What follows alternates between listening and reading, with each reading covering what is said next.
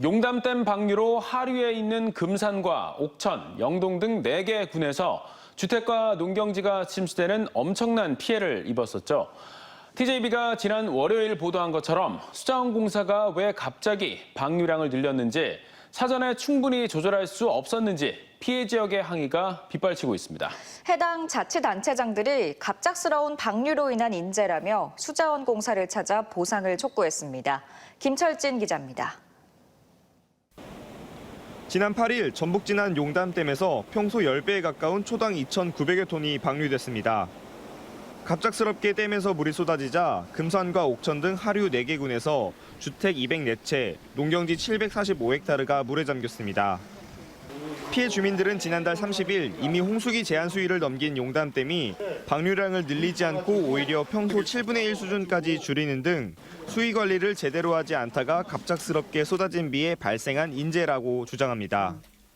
결국 피해를 입은 4개 지역 군수가 침수 피해 책임을 묻겠다며 수자원공사를 찾았습니다.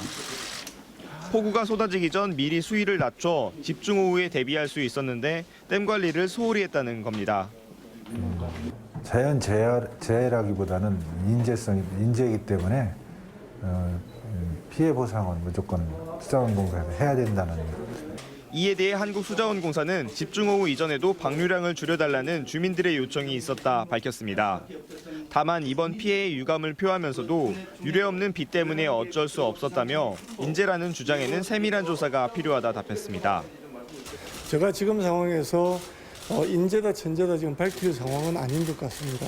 최대한 저희들이 노력을 해서 협조를 할 것이고 그 결과에 따라서 조처가 되지 않겠냐 싶은 생각이 듭니다. 결국 항의를 하기 위해 자리에 모였던 군수들은 조사가 필요하다는 원론적인 답변만 들은 채 돌아가야만 했습니다. 원론적인 얘기만 말씀하시죠. 인재냐 재해냐는 조사를 해봐야 된다는, 보상에는 규정과 한계가 있다는 식으로 말씀을 하시는데, 이런 가운데 미래통합당 박덕흠 의원은 보상 사각지대에 놓인 댐 방류 피해 수재민들을 위한 국가와 지자체의 지원 법안을 발의했습니다. 불가피한 자연재난이었는지 막을 수 있었던 인재였는지 이를 밝히는 조사 결과가 길어질수록 주민들의 시름도 깊어질 전망입니다. TJB 김철진입니다.